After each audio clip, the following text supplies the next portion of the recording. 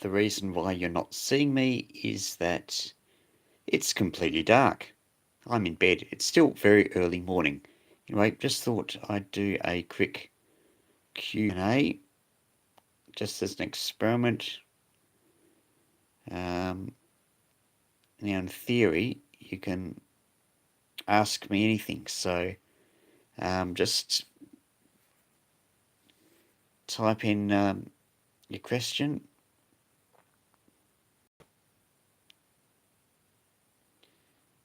There's no viewers, so I think we'll stop this. And we have a viewer.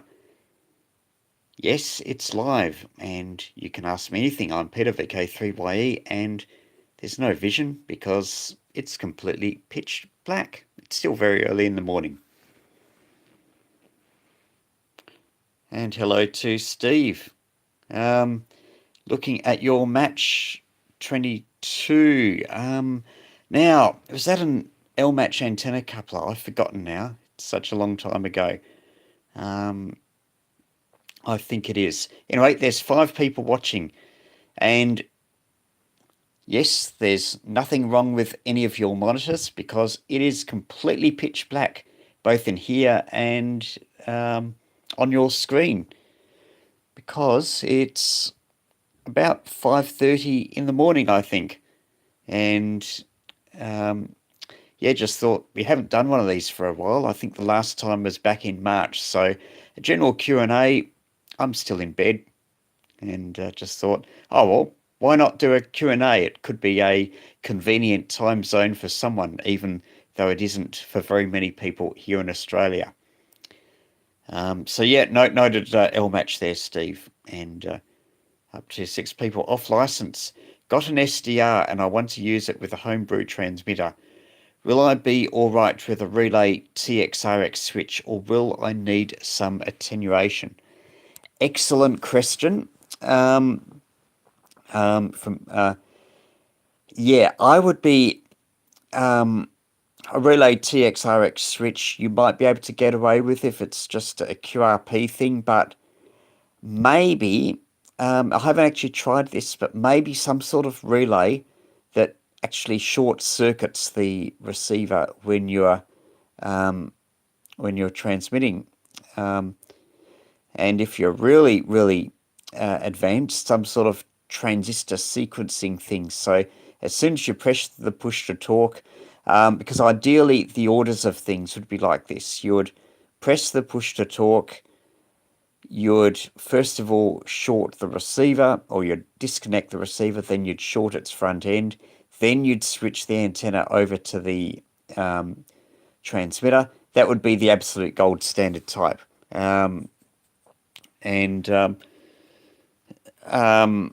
If it's a Morse code transmitter, then you might have to have a transmit receive switch, and it's a bit clunky, but it would work. And hello to Derek K5ISS. Good to have you on. 9 people watching, and it's completely black, so it is completely pitch dark here. And even though I've got the camera on, this is my exact view, because I'm still in bed, because I'm lazy and I can't be bothered getting up at this early time. You can ask me anything, and the SDR and the homebrew transmitter would be quite an interesting combination, because part of the things in a receiver is all the features that are quite involved to build if you're making a receiver. You've got all those functions like the filtering and noise reduction all in the SDR, so it'd be quite a fun project. And Derek, I accept the only minor thing with an SDR, depending, maybe there would be a bit of a time delay, but no, I think you should be okay. If it's a web SDR, then yes, there can be time delays, but if it's a direct SDR that you've got set up at home, you should be right. 2 p.m. in New Mexico, USA. So that would be 2 p.m. on a Thursday. It's Friday morning here, 5:59 a.m. here in Melbourne. and you can ask me anything, so it'd be good to have some more questions. What have I been doing lately? Well, as you might have seen from some of my videos, I've been messing around with some very low power transmitters on various frequencies from the AM broadcast band. I'll give you a sneak preview. I will do something on FM wireless microphones on the FM broadcast band, and fine off-license SDR play. Love it, great value for money. So is it just one of those RTL things, or is it a bit more involved? Now, I did see something yesterday I was looking at. SDR, I think it's the RTL SDR, but anyway, there's an updated version that I think has a up converter or down converter for HF, so it's not relying on the direct sampling. I have played around with some of those with the direct sampling, and it's a bit of a mixed thing. It hasn't been as good as those with the converter. Now, Chelsea Barracuda, best recommendations for shortwave antenna for home use. You have a Texan magnetic loop in the attic, could be using some other antenna. If you can, just stay end-fed wire, you could stick up. Noise is a big issue. And especially, with a Texan radio, I don't know if you just have to connect with your telescopic rip, or whether there's a proper antenna socket. If there's a proper antenna socket, sometimes they use 3.5 millimeter. I don't know if that's got earth in the center conductor. If it does, then that's better for a lower noise antenna. So maybe your receiver has that, which would be good. Okay, thanks. Bit more complex than an RTL made in the UK. So, look that up if you are interested in SDRs. It sounds like a good one. I'm Peter VK3YE, and you can ask me anything. And note, there's no vision as it's completely pitch black. It's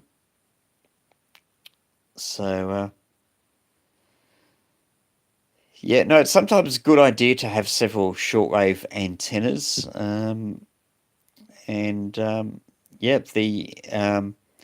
With some signals and some paths and some directions, some antennas can be better than the other. With receiving, you go for one that's the lowest noise if you can. Hello to Derek. Getting my QRP stuff ready for fall camping and a few activations. Yep. It sounds like great fun. And I think around the equinoxes, people say that the best time for DX. I've had some great results. Long path into Europe around then. Derek, am I coming to the US anytime soon? No, nothing planned. I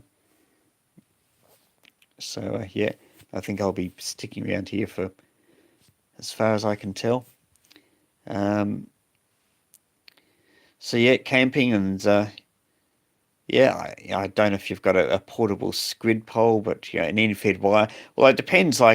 Some places you do have trees. Some places you can throw stuff up in trees. Others, they don't like you doing that, and some of the trees are pretty tall. So I suppose getting a wire up is the main battle, but you can take a small telescopic pole, as I tend to. So that could be a lot of fun. And of course, you've got the low RF noise going out portable, where there's no noise. It's just a revelation if you've never been portable before. Good luck with that, Derek. Have you seen the QRP Labs QMAX? It has been touted that it will eventually have SSB capability. I haven't. It seems to be quite a versatile thing. There's a groups IO group, I think, for QRP Labs. And I think, and there you've got people that are discussing their construction experiences. I think it's something that, I think it does have surface mount bits. So there's You might need to be quite fragile, quite careful when you're building it. But no, I haven't seen it. It could be quite interesting. And up to 10 people. And if you've just joined, you can ask me anything. And I'm Peter VK3YE in the dark, as it's still very early in the morning.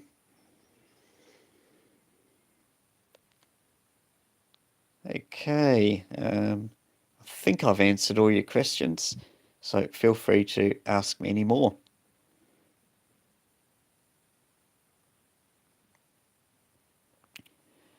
Oh, something for DXs and operators that could be handy is this weekend, I think, is International Lighthouse Weekend. So if you've got a nearby lighthouse, International Lighthouse, ILLW, International Lighthouse and Lightship Weekend.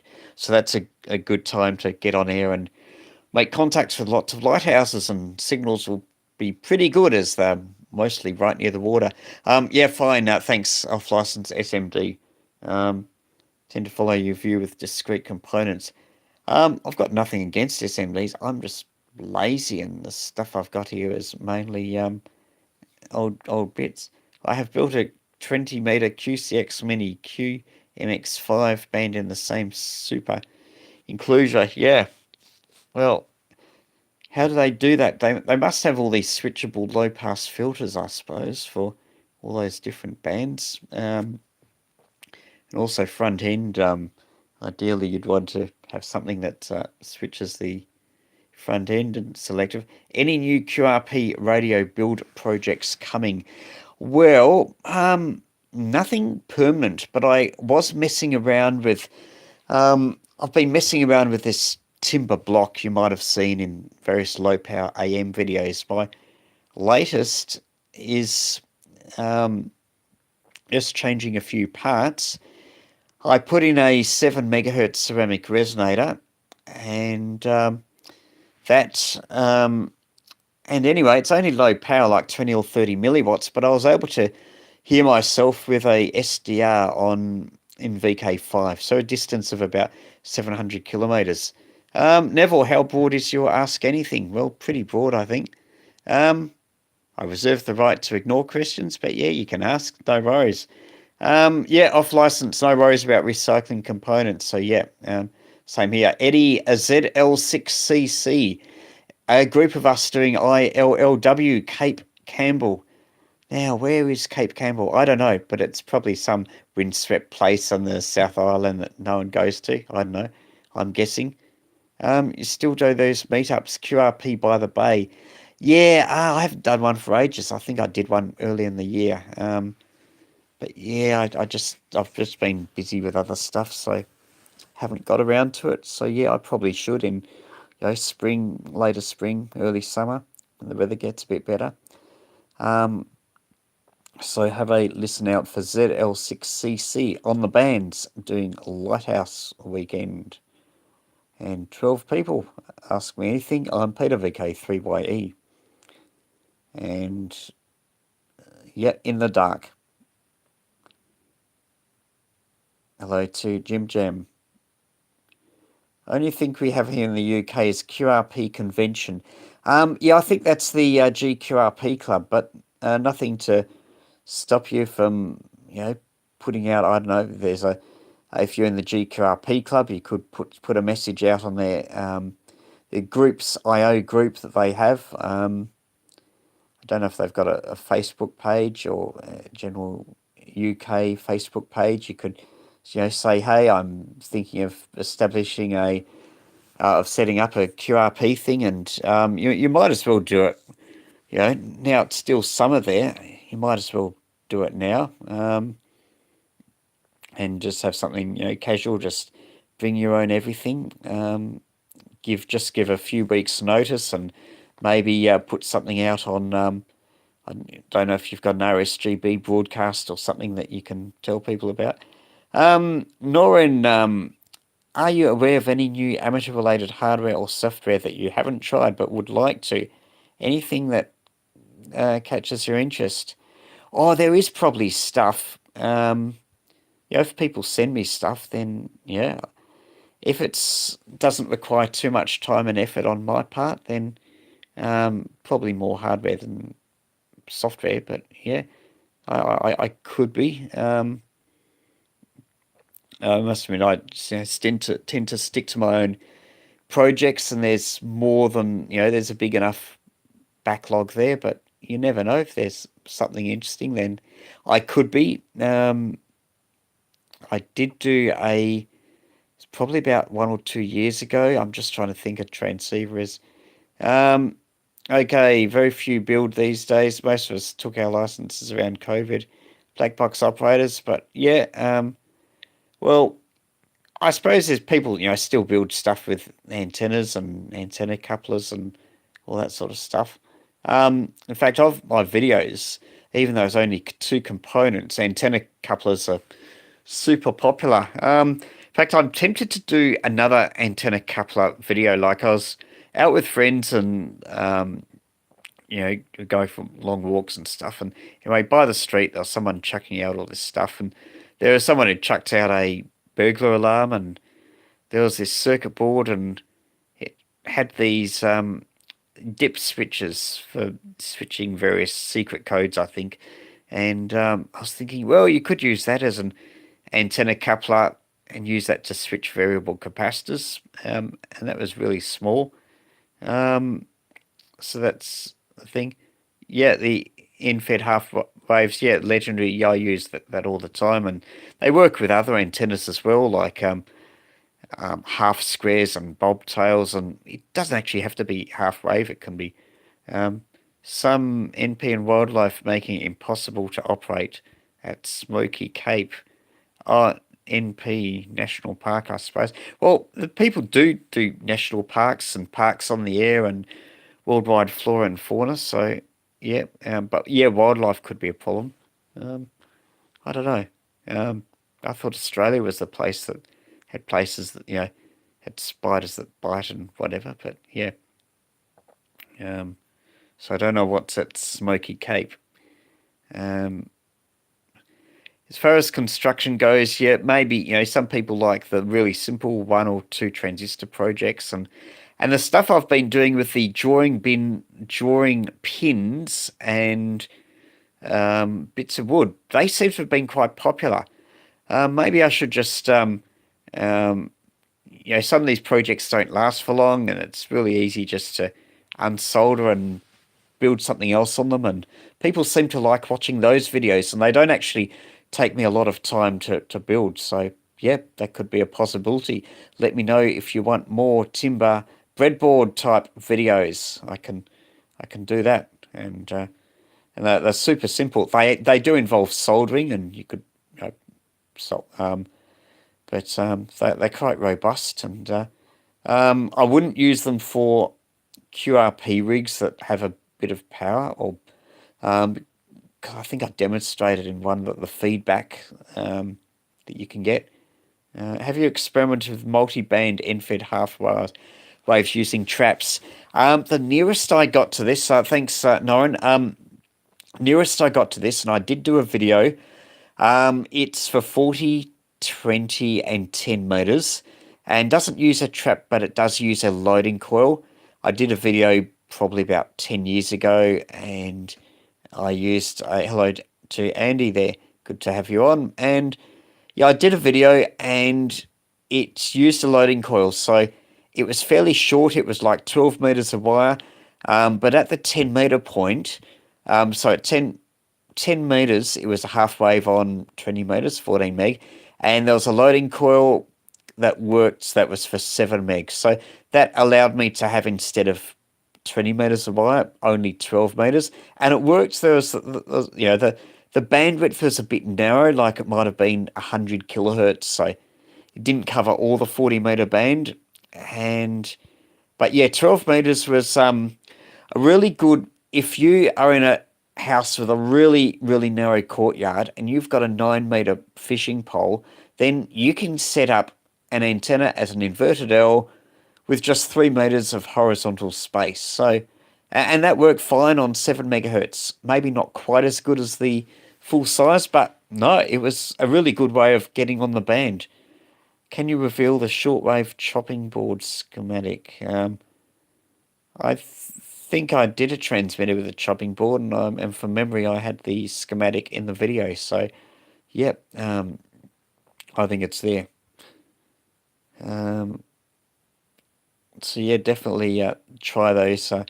Like some people have built antennas with lots of lightning coils, but I just use the, yeah, like the antenna couple of the L match will match various frequencies without the lighting coil. You didn't really? Sure, I didn't have a video or a link to a website. Um, yeah, so maybe have a look at my website vk3ye.com. But yeah, oh, the chopping board. If it's a receiver, it might have been the one in Sprat. So if you're a member of the GQRP club, definitely great value for money to join. And you can also buy, I don't know if it's a CD still or a USB. Then you can, oh, hello to Daniel from KQ4GOB. Good to have you on. And Azadjeb 407, hello from the UK. Good to have you watching. So yeah, must still be afternoon in the UK. Here in Australia, it's just before 6 a.m. No, it's just after 6 a.m., but still pretty dark. Maybe the hint of a bit of light outside. And if you've just joined, you can ask me anything, and there's nothing wrong with your monitor as I am talking in pitch darkness. And if the truth be told, lying in bed. Maybe there's a way to, if I could just spin the camera over, there might be is there a way to get signed copies of the book? No, sorry, not really. It's, unless you were to come to Melbourne somewhere and, maybe we could catch up, but yeah, no, all unsigned. Does your LPAM work with PN3569? Oh, if it's like a 2N or PN3569, haven't heard of that transistor. There's a 2N2369, and that's a decent sort of RF thing. Off license. Dusk, hello, Dusk, also lying in bed with tea, which I don't have, but yeah, excellent. Off license, Drew Diamond's books worth getting. Absolutely, absolutely. Have a look on, what's his video channel? Art of Engineering, VK3YE. He has done a review of Drew Diamond's books, so have a look at VK2YE. He's also got other videos, homebrew stuff, so, and one of those is reviewing Drew's books. And as to where you can get it, I think you can order it from the GQRP Club from memory. So yeah, I think Drew's done 4 books, so definitely get all 4. Absolutely. Great investment. And 21:15 hours just gone. Yeah, okay. So it's yeah 6:18 or 6:16 something on clock radio here in the morning. So yeah, Drew's got really good, he hand draws his circuit diagrams, and I find them a lot easier to read than circuit diagrams on the web. Because I find some of them have very thin lines, and some of the circuit diagrams generated by computers, I don't know, they're just not buildable. And hello to Tech Tinkering and 18 people watching. Not too bad, given that this is on impromptu and it's in the dark. So there's probably people visiting and saying, oh, they can't see anything, there's something wrong. It hasn't happened. So, yep. Hello to VK4XK Keith, heading to work. And safe travelling. PN3569. Okay. Small signal gain of 3-30. I wonder what its FT is, but if it's small signal transistor, yeah, should be fine for 7 megahertz stuff. A little bit, FM bugs. It might still work okay as an oscillator, as an amplifier. I don't know its FT, so yep, but still, if it's cheap, worth experimenting with. And you can ask me anything, and I'm Peter VK3YE, and I'm live. I have trouble grasping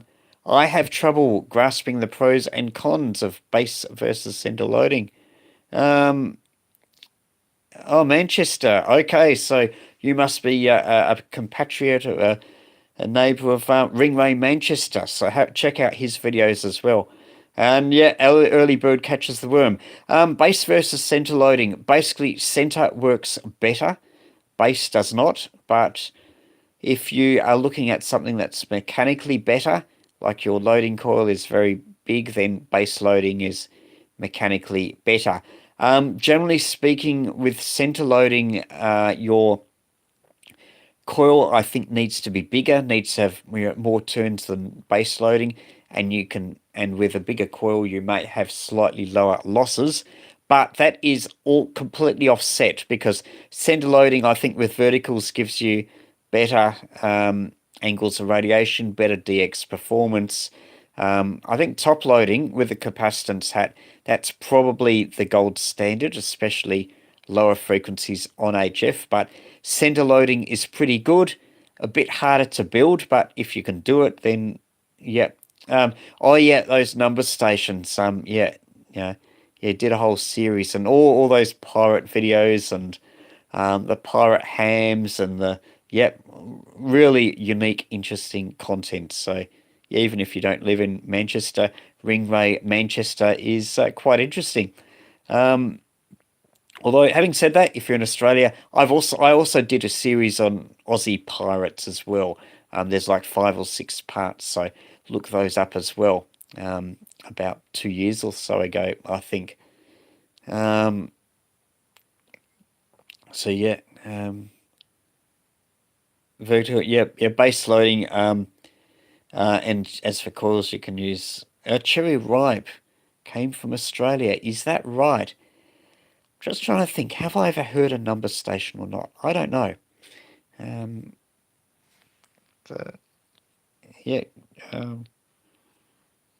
MI6, okay. So even though MI6 is British, isn't it? But Cherry Ripe is Australian. EO3A. Okay. Thanks for filling us in.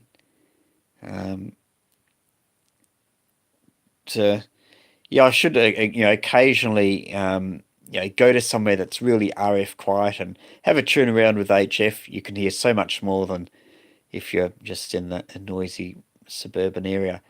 Up to 19. Will we crack 20? Oh no, down to 17. Maybe not. General Free For All, Ask Me Anything. I'm Peter VK3YE. And it's just at the tail end of winter. Maybe we'll get some cold snaps, but it's been an unusually warm winter. It seems to have gone quickly. Anyway, that's my thought. What's a typical range of a QRP contacts on SSB? Because they're mostly, thanks Stuart, typical power levels, usually 5 watts, but you can go a lot lower. For 40 meters, often around 1,000, 1,500 kilometers. If you are operating in the late afternoon or in the morning, then you can get a bit more, like New Zealand and VK6. So that's around 2,500, 3,000 kilometers on 40 meters. On 20 meters, if you are around the time of the grey line, like late afternoon, long path into Europe, then yeah, I've had plenty of contacts SSB into Europe on 20 meters, late afternoons our time, early mornings your time. And in the United States, long path in the mornings our time. Have I been to the large VLF facility? Is it called Harold something? Oh, that would be the Harold Holt thing. At Exmouth, it might be Tower Zero. I think that's one of the biggest towers in the world, or the Southern Hemisphere, or whatever. Harold Holt communication thing. It's a U.S. naval thing. They talk to submarines. No, I haven't. I haven't been there. No, the other side of the country. So it's like 2,500 kilometers from here. It's very, very remote. Up at Exmouth. So no, haven't been that far north. Oh, lucky we don't have the camera on us. I'm just yawning. Yes, I don't know how long we'll go, but if you've just joined, I've been going half an hour, would you believe? You can ask me anything, and I'm Peter VK3YE. Do those distances using a random long wire with an antenna tuner? Yeah, absolutely. Yeah, end-fed half wave, 20 meters long on 40 meters. Yep, and I've used that for 20 meters as well. And for that, it is a bit directional, a bit broadside. If you're doing it properly, you can use a half square antenna. You can use a wavelength of wire, so quarter wavelength up, half wavelength across, and another quarter wavelength down. That will be even more directive and give you a bit even more gain, particularly if you're over salt water for low angle stuff. Could even use a bobtail curtain if you've got a bit more room, and that gives you even more gain. So yeah, you can get good distances. Okay, I think I've answered all your questions. If you've just joined, down to 15, ask me anything, and I'm Peter VK3YE. Is radio propagation, wow, what a question, completely random, or is there consistent, reliable occurrence? How high off the ground are your antennas? Typically use a 9-meter pole. So yeah, at the apex, so typically at the highest point, 9 meters. Propagation. Now, I do talk about propagation in my book, Minimum QRP. Not in a huge theoretical detail, and I touch on it a bit in some of my beginner books, like Ham Radio Get Started. That's for US readers, and Australian Ham Radio Handbook. Have you tried any moon bounce? Yeah, I always found this amazing. No, I haven't yet. No, it's pretty cool, but no, I haven't used moon bounce. But yeah, propagation. Yes, there is definitely patterns, but within those patterns there can be volatility. Roughly, I did a video, quite a detailed video, on what you can work for certain distances. I've linked them from my website. And I've done several videos, like I've got band guides where I get, I think it's called not gateway or getting started guide to different bands. Like I've done 40 meters, 20 meters, 80 meters, 2 meters, and I do talk about propagation quite a lot there, about the distances. And then I did a video on what you can work. I forgot what it's called, but it's a video on. Yeah, I go from like 0 to 20,000 kilometers, and I talk about if you wanted to work a particular distance, what can you do with various frequencies? And I talk about propagation quite a lot.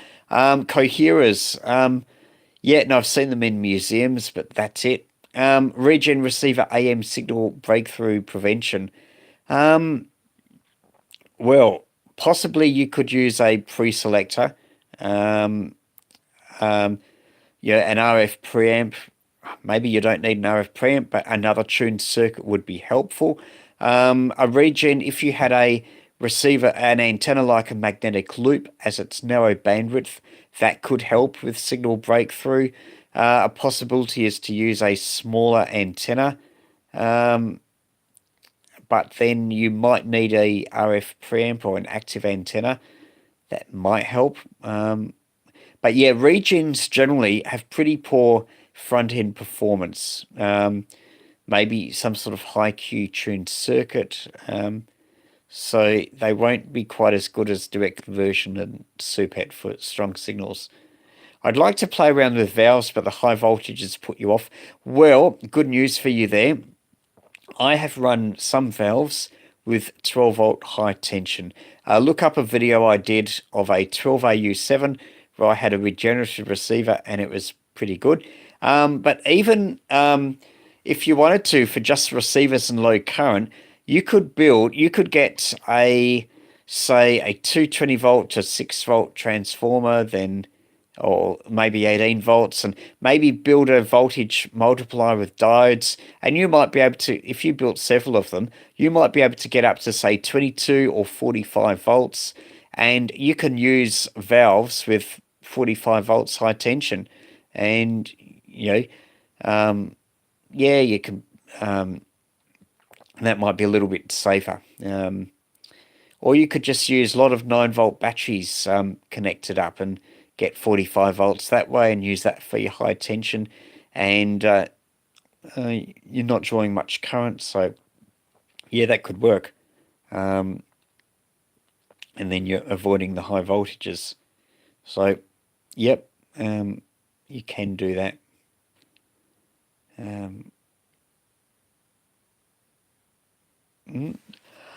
I think we've got pretty much run its course. Unless there's a couple more final questions, I might call it a day and maybe get up properly.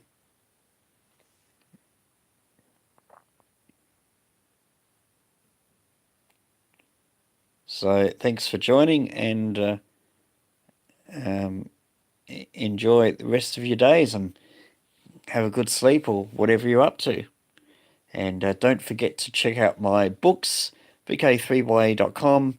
Hello, Jordan. And yeah, good to see the picture of the key. Next project, I suppose, could be an iambic Kia. Oh, a lot of questions. Wow. I've got to scroll here. I only got about 2 centimeters of screen. It's 10 meter local. Just try ground plane. 5 to 10 kilometers away. A ground plane reasonably high. You might get 20 or 30 kilometers out of that. Rasmus, do you think it would be hard for me to reach people with a BitX 40 and an NFET half on the attic? Yeah, well, if you can hear people, hopefully you can. If you can hear them, you should be able to have contacts like 8,000 kilometers away, maybe a bit further. Not everyone will hear you if they've got high noise levels, but people operating portable might. And Derek, thanks for the kind comments on inspiring, and glad you enjoy the content. And is Australia undertaking a review of licensing and operating like the UK? And hello to I'll get on that in a moment. Rasmus, yeah, glad that I've in Sweden. Glad that I've managed to inspire you. Not quite. We are changing the exam system a little bit. That's more in the way that exams are done, but no real changes to the licensing structure as such on the agenda so far. Although there's talk of us, like there's people that want us to get us, 1 kilowatt, like we've only got 120 watts CW, 400 watts SSB. There's talk about that, and maybe they're reviewing that later on. Just recently, our middle license grade, our standard license, they have just got access to 50 megahertz. Before they only had 52 megahertz, 52 to 54. So now they get 50 megs, so that gives them, they can talk to the rest of us on SSB and CW and digital modes. Have I tried any digital voice modes on QRP? No, I haven't. Could be fun. But yeah, no, not yet. But yeah, no, that UK thing, yeah, that's pretty radical, what you've done there. And hello to Medi in Ireland, and have a good day.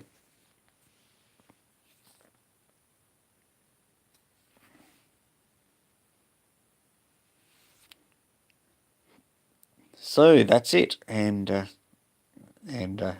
don't know when I'll do another live, but hopefully in a bit less time than the 6 months I allowed than between before and this one.